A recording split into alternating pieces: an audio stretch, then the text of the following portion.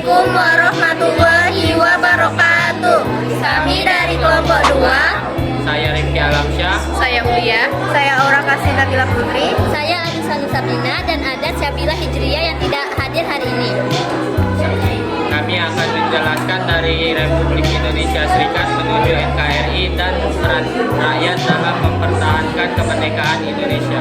Selamat menyaksikan.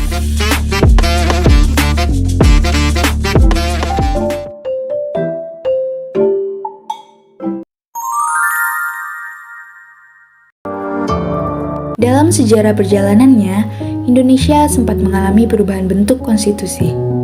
Perubahan tersebut menjadikan Indonesia yang sebelumnya negara kesatuan menjadi negara federal. Yuk kita simak bersama sejarah terbentuknya Negara Republik Indonesia Serikat atau RIS.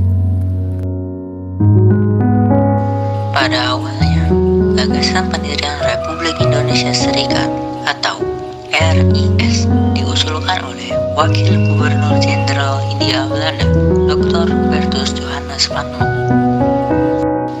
Tujuan pembentukan RIS yaitu untuk mempersiapkan Indonesia menjadi negara federal. Pemunculan negara federal atau negara bagian adalah upaya kolonial Belanda agar tetap mumpuni pengaruh di Nusantara. Negara Republik Indonesia Serikat terbentuk pada tanggal 27 Desember 1949. Republik Indonesia Serikat terbentuk dari hasil keputusan Konferensi Meja Bundar di Den Haag, Belanda pada tanggal 23 Agustus sampai 2 November 1949. Delegasi Republik Indonesia di Konferensi Meja Bundar dipimpin oleh Dr. Andes Muhammad Hatta, berupaya secara diplomatik memperjuangkan pengakuan kedaulatan Indonesia. Berikut ini hasil dari Konferensi Meja Bundar. 1. Kerajaan Belanda menyerahkan kedaulatan Indonesia secara penuh dan tanpa syarat kepada RIS. 2. Pelaksanaan kedaulatan akan dilaksanakan paling lambat 30 Desember 1949. 3. Status RIS dan Kerajaan Belanda terikat dalam suatu Uni Indonesia Belanda yang dikepalai oleh Ratu Belanda. 4. Kapal-kapal perang akan ditarik dari Indonesia dan beberapa korvet akan diserahkan kepada RIS. 5. Tentara Belanda akan ditarik dari Indonesia dan KNIP akan digabungkan ke dalam Angkatan Perang RIS. Sistem pemerintahan yang berlaku pada masa Republik Indonesia Serikat adalah sistem demokrasi parlementer. Muhammad Hatta menjadi Perdana Menteri Republik Indonesia Serikat, Soekarno menjadi Presiden Republik Indonesia Serikat, Mr. Assaat menjadi Presiden Republik Indonesia, dan Mr. Sartono menjadi Ketua DPR Republik Indonesia. Berdasarkan perjanjian Konferensi Meja Bundar, sejak 27 Desember 1949, NKRI berubah menjadi Negara Republik Indonesia Serikat. Pemerintahan Republik Indonesia berkedudukan di Yogyakarta dan pemerintahan Republik Indonesia Serikat berkedudukan di Jakarta. Konstitusi yang berlaku pada masa Republik Indonesia Serikat adalah Konstitusi RIS atau Undang-Undang Republik Indonesia Serikat. Adapun negara-negara bagian RIS meliputi Negara Indonesia Timur, Negara Pasundan, Negara Jawa Timur, Negara Madura, Negara Sumatera Timur, dan Republik Indonesia. Perkenalkan, nama saya Aura Kasih Nabila Putri. Saya akan membahas materi tentang latar belakang Republik Indonesia Serikat. Republik Indonesia Serikat berawal setelah proklamasi kemerdekaan Indonesia pada 17 Agustus 1945. Meskipun Indonesia telah memproklamasikan kemerdekaannya, Belanda tidak segera mengakui kedaulatan Indonesia selama beberapa tahun. Belanda berupaya untuk kembali menguasai Indonesia dengan membentuk negara federal yang dikenal sebagai RIS. Melalui Konferensi Meja Bundar atau KMB, pada tahun 1949, RIS terdiri dari 16 negara bagian. Tapi sistem ini hanya bertahan sebentar karena ketidakstabilan politik dan kurangnya dukungan rakyat. Akhirnya, pada 17 Agustus 1950, Indonesia kembali menjadi Negara Kesatuan Republik Indonesia atau NKRI. Sekian, terima kasih. Negara RIS buatan Belanda tidak dapat bertahan lama karena muncul tuntutan-tuntutan untuk kembali ke dalam bentuk NKRI sebagai perwujudan dari cita-cita proklamasi 17 Agustus 1945. Gerakan menuju pembentukan NKRI mendapat dukungan yang kuat dari seluruh rakyat. Banyak negara-negara bagian satu persatu menggabungkan diri dengan negara bagian Republik Indonesia. Pada tanggal 10 Februari 1950, DPR negara Sumatera Selatan memutuskan untuk menyerahkan kekuasaan pada Republik Indonesia. Tindakan semacam ini dengan cepat dilakukan oleh negara-negara bagian lainnya yang cenderung untuk menghapuskan negara-negara bagian dan menggabungkan diri ke dalam Republik Indonesia. Pada akhir Maret 1950, hanya tersisa 4 negara bagian dalam RIS, yaitu Kalimantan Barat, Sumatera Barat, Negara Indonesia Timur, dan Republik Indonesia itu sendiri. Setelah diadakan konferensi antara pemerintah RIS dan RI untuk membahas penyatuan negara pada tanggal 19 Mei 1950, pemerintah RIS dan RI menandatangani piagam persetujuan pembentukan negara kesatuan. Pokok dari isi piagam tersebut adalah kedua belah pihak dalam waktu yang sesingkat-singkatnya melaksanakan pembentukan negara kesatuan berdasarkan Proklamasi 17 Agustus 1945.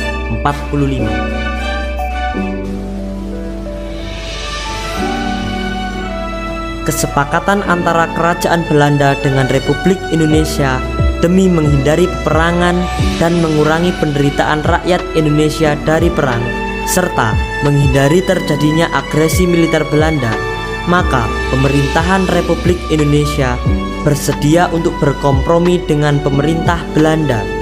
Dalam perundingan-perundingannya, kedua belah pihak dibantu oleh negara-negara yang memperdulikan perdamaian serta Dewan Keamanan Perserikatan Bangsa-Bangsa atau PBB. Komite Tiga Negara atau KTN yang menjadi salah satu resolusi Dewan Keamanan, Belanda yang diwakili oleh Belgia, Indonesia diwakili oleh Australia, yang selanjutnya difasilitasi oleh Amerika.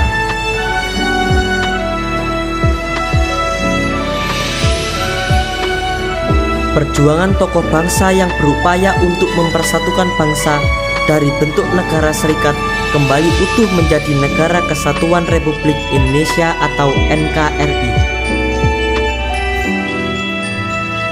Sekian materi yang dapat saya sampaikan tentang kembalinya bentuk negara Indonesia ke NKRI. Maaf bila ada salah kata. Terima kasih. Wassalamualaikum warahmatullahi wabarakatuh. Assalamualaikum warahmatullahi wabarakatuh. Perkenalkan, nama saya Sebila Hijriya dari kelompok 2. Saya akan menjelaskan lebih lanjut tentang proses tahap kembalinya RIS ke NKRI.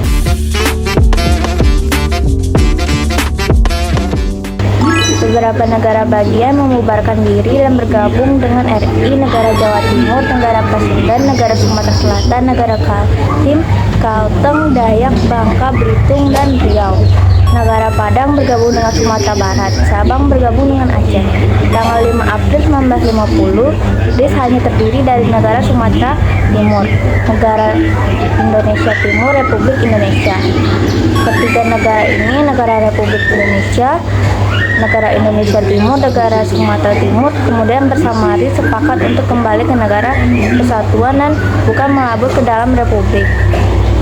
Pada tanggal 3 April 1950 dilangsungkan konferensi antara RIS, NIS, NST. Kedua negara bagian tersebut menyerahkan mandatnya kepada Perdana Menteri Rismo Hatta pada tanggal 12 Mei 1950. Pada 19 Mei 1950 diadakan kesepakatan dari persetujuan yang masing-masing diwakili oleh RIS oleh Mohatta, RI oleh Dr. Abdul Halim. Hasil kesepakatan NKRI akan dibentuk di Yogyakarta dan pembentukan panitia perancangan UUD. Pada 15 Agustus 1950, setelah melalui berbagai proses, dilakukan pengesahan UUS RIS yang bersifat sementara, sehingga dikenal dengan UUDS 1950. Yang menunjukkan akan terjadi perubahan UUDS ini disahkan oleh Presiden RIS. UUD RIS terdiri dari campuran UUD 45 dan UUD RIS. Pada 17 Agustus 1950, RIS secara resmi dibubarkan dan Indonesia kembali ke bentuk negara kesatuan. Assalamualaikum warahmatullahi wabarakatuh. Saya Anissa Nusabina akan menjelaskan tentang faktor-faktor peralihan dari RIS ke NKRI. Nah, faktor yang pertama yaitu Republik Indonesia Serikat tidak sesuai dengan cita-cita Proklamasi Kemerdekaan Indonesia pada tanggal 17 Agustus 1945. Hal ini dianggap tidak sesuai karena Proklamasi Kemerdekaan Indonesia memiliki cita-cita mengedepankan negara kesatuan, persatuan, dan kedaulatan penuh. Namun, setelah konferensi meja bundar, Indonesia menjadi Republik Indonesia Serikat. Struktur federasi ini dinilai tidak sesuai dengan cita-cita, kesatuan, dan integrasi yang diharapkan, menyebabkan ketidakstabilan dan kesulitan administrasi. Faktor yang kedua, ketidakpuasan terhadap sistem federal. Banyak yang memandang bahwa sistem federal memperlemah posisi Indonesia di mata internasional dan menghambat pembangunan nasional. Negara-negara bagian dalam Republik Indonesia Serikat seperti negara Pasundan, negara Indonesia Timur, dan negara Sumatera Timur diciptakan oleh Belanda dengan tujuan membatasi pengaruh Republik Indonesia yang berpusat di Yogyakarta. Namun, keberadaan negara-negara bagian ini justru menciptakan ketidakpuasan yang luas, baik di kalangan rakyat maupun para pemimpin nasional. Yang ketiga, ketidakstabilan politik di negara-negara bagian. Misalnya di negara Indonesia Timur, terjadi krisis politik dan protes rakyat yang mengarah pada keinginan untuk bergabung dengan Republik Indonesia. Ketidakstabilan politik ini semakin mempercepat proses peralihan ke negara-negara kesatuan, karena negara-negara bagian tidak dapat mempertahankan stabilitas politik yang diharapkan oleh Belanda. Faktor yang keempat, tekanan dari gerakan pro-kesatuan. Seiring dengan ketidakpuasan terhadap Republik Indonesia Serikat, gerakan pro-kesatuan semakin menguat di berbagai wilayah Indonesia. Gerakan ini didorong oleh rakyat yang menuntut kembalinya Indonesia untuk negara kesatuan yang mereka anggap lebih sesuai dengan semangat kemerdekaan. Faktor yang kelima, peran elit politik nasional. Peran elit politik nasional termasuk para pemimpin yaitu Soekarno, Hatta, dan juga Sultan Syahrir memainkan peran penting dalam transisi dari RIS ke NKRI. Kegagalan sistem federasi dan dalam mengakomodasi keberagaman. Indonesia adalah negara dalam beragam suku, agama, bahasa, dan juga budaya. Nah, sistem federal yang dibentuk oleh Belanda ini tidak berhasil menciptakan harmoni di antara keberagaman ini. Sebaiknya sistem ini memperlemah persatuan nasional dan menciptakan perpecahan di antara berbagai wilayah. Yang ketujuh, keinginan untuk kedaulatan yang penuh dan utuh. Masyarakat Indonesia menginginkan keinginan untuk kedaulatan yang penuh dan utuh tidak hanya dalam hal politik saja. Sekian faktor-faktor yang menjadikan RIS berubah kembali menjadi NKRI.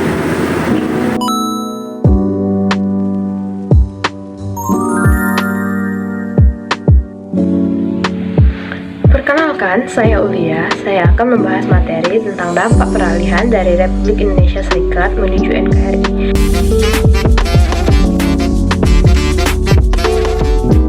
Terdapat beberapa dampak peralihan dari Republik Indonesia Serikat menuju NKRI. Yang pertama, stabilitas politik yang lebih kuat dengan kembalinya Indonesia menjadi negara kesatuan. Stabilitas politik nasional menjadi lebih terjamin. Sistem negara federal yang diterapkan selama Republik Indonesia Serikat cenderung memecah belah dan melemahkan kontrol pusat terhadap daerah-daerah dengan pembentukan Negara Kesatuan Republik Indonesia atau NKRI. Pemerintahan menjadi lebih terpusat dan terstruktur, sehingga memudahkan pengelolaan negara secara keseluruhan. Yang kedua, meningkatkan persatuan nasional. Peralihan ke Negara Kesatuan Republik Indonesia merespon keinginan mayoritas rakyat Indonesia untuk bersatu dalam satu negara. Hal ini memperkuat identitas nasional dan rasa kebersamaan di antara rakyat Indonesia yang sebelumnya terpecah dalam beberapa negara bagian. Semangat persatuan ini kemudian menjadi landasan bagi pembangunan perjuangan bangsa di masa-masa mendatang. Dan yang ketiga, penyederhanaan sistem pemerintah. Dengan kembalinya ke Negara Kesatuan Republik Indonesia, struktur pemerintah menjadi efisien. Sebelumnya, sistem federal mengharuskan adanya koordinasi antara pemerintah pusat dan negara-negara bagian yang seringkali sulit dilakukan. Sistem persatuan memungkinkan pengambilan keputusan yang lebih cepat dan terkoordinasi. Yang keempat, pengurangan pengaruh Belanda. Pembentukan Republik Indonesia Serikat pada awalnya dilihat sebagai cara Belanda mempertahankan pengaruh di Indonesia, terutama dengan adanya negara-negara bagian yang pro-Belanda. Dengan pembubaran Republik Indonesia Serikat, pengaruh politik Belanda di Indonesia semakin berkurang, dan Indonesia dapat melanjutkan kedaulatannya dengan negara merdeka tanpa campur tangan pihak luar. Dan yang kelima atau yang terakhir, dukungan internasional yang lebih solid. Dunia internasional, terutama negara-negara di Asia dan Afrika, mendukung pembentukan NKRI sebagai simbol kemerdekaan dan kedaulatan Indonesia. Hal ini meningkatkan posisi Indonesia di kancah internasional sebagai negara yang berhasil mempertahankan kemerdekaan dan kesatuan wilayahnya. Dampak ini menunjukkan bahwa peralihan dari Republik Indonesia Serikat ke NKRI merupakan langkah penting dalam pembangunan negara yang kuat dan bersatu. Sistem persatuan yang diterapkan hingga kini adalah hasil dari keputusan penting tersebut yang menjaga stabilitas dan integritas nasional hingga saat ini.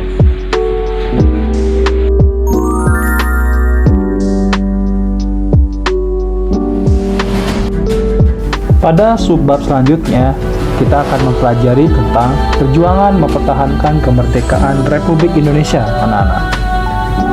Setelah memproklamasikan kemerdekaannya pada tanggal 17 Agustus 1945, bangsa Indonesia masih harus menghadapi Belanda yang ingin mengembalikan kekuasaannya atas Indonesia. Dalam mempertahankan kemerdekaannya, bangsa Indonesia melakukan berbagai upaya, yaitu upaya perjuangan fisik melalui persenjataan dan upaya melakukan diplomasi atau perundingan. Peran rakyat dalam mempertahankan kemerdekaan Indonesia antara lain adalah pertempuran Surabaya, di mana terjadi perlawanan besar-besaran antara pejuang Indonesia dan tentara sekutu yang didukung oleh Belanda di Surabaya. Dan pertempuran Ambarawa, di mana perang antara tentara keamanan rakyat dan pasukan sekutu di Ambarawa, Jawa Tengah. Kemudian agresi militer Belanda Belanda melancarkan serangan besar-besaran untuk merebut kembali wilayah Indonesia. Terus agresi militer Belanda 2, di mana Belanda kembali melancarkan serangan terhadap Indonesia yang menyerang Yogyakarta dan menangkap pemimpin Republik Indonesia termasuk Soekarno dan Hatta. Kemudian pertempuran Medan Area, konflik fisik antara pejuang Indonesia dan pasukan Inggris serta Nika atau Belanda di medan perang Sumatera Utara yang dimulai sejak kedatangan pasukan sekutu di Indonesia. Sekian, terima kasih. Berikut adalah beberapa upaya diplomasi yang dilakukan oleh bangsa Indonesia untuk mempertahankan kemerdekaannya. Yang pertama, perundingan Linggajati. Perundingan Linggajati adalah perundingan antara Indonesia dan Belanda yang dilaksanakan pada tanggal 10 November 1946 di Linggajati, Cirebon, Jawa Barat. Dalam perundingan ini, Indonesia diwakili oleh Sultan Syahrir dan Belanda diwakili oleh Profesor Wim Sermerhorn. Sementara, mediator perundingan adalah Lord Killern, seorang diplomat dari Inggris. Kesepakatan perundingan Linggajati, pertama, Belanda mengakui secara de facto wilayah Republik Indonesia, yaitu Sumatera, Jawa, dan Madura. Yang kedua, Belanda harus meninggalkan wilayah Republik Indonesia paling lambat tanggal 1 Januari 1949. Yang ketiga, Republik Indonesia dan Belanda sepakat membentuk negara Republik Indonesia Serikat, di mana salah satu bagiannya adalah Republik Indonesia.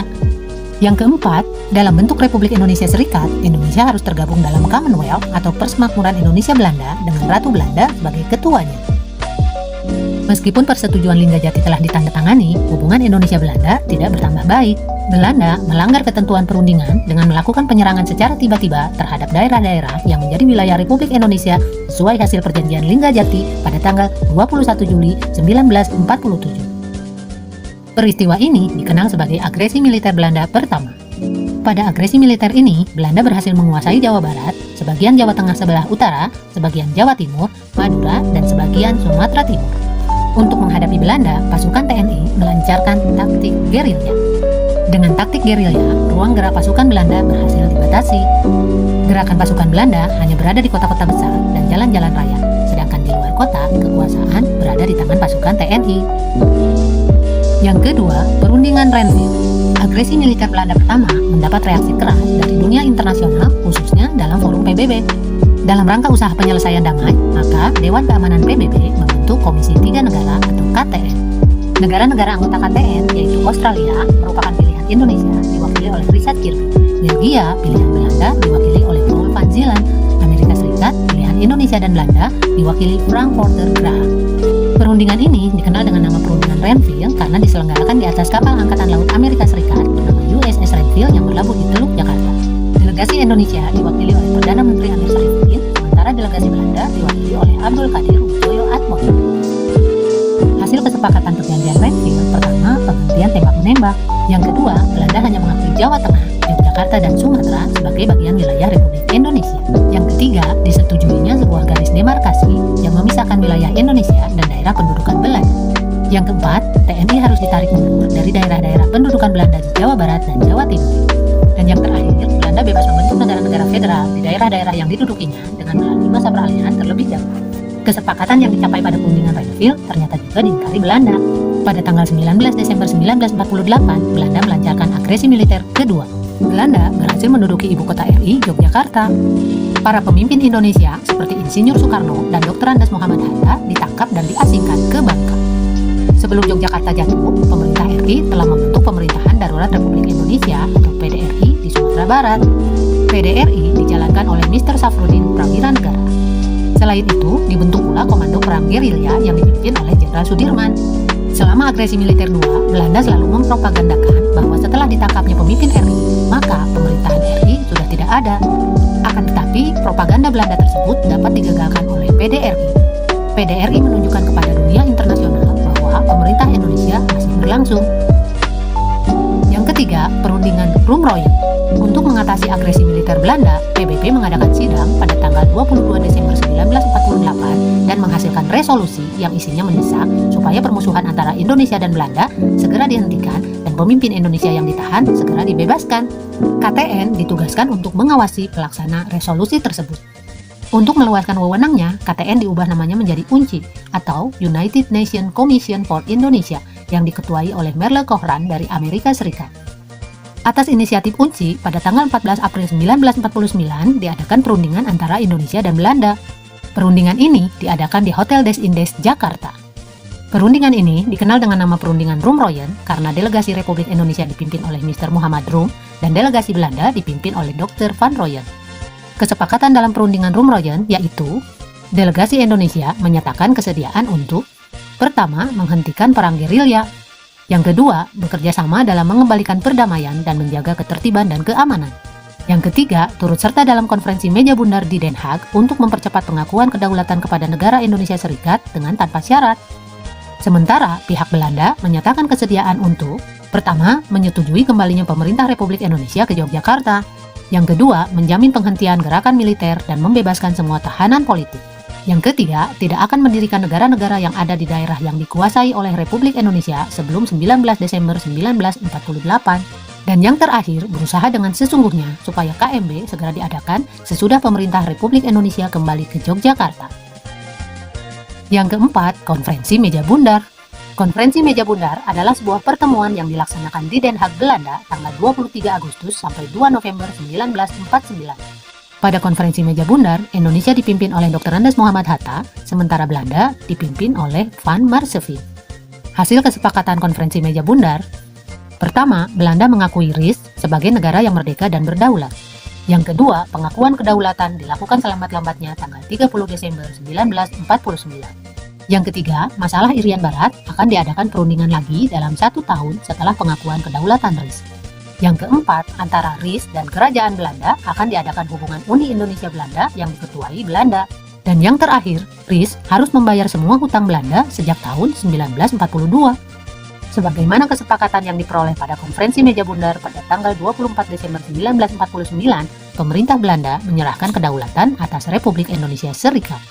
Penyerahan dan pengakuan kedaulatan tersebut dilakukan di 2 tempat, yaitu di Belanda dan di Indonesia. Di Belanda, penyerahan kedaulatan dilakukan oleh Ratu Juliana kepada Kepala Delegasi RIS, yaitu Dr. Andes Muhammad Hatta. Sementara di Jakarta, penyerahan kedaulatan dilakukan Loving kepada Wakil Pemerintah RIS, yaitu Sri Sultan Hamengkubuwono IX. Penyerahan kedaulatan ini menandakan berakhirnya masa penjajahan Belanda di Indonesia secara formal.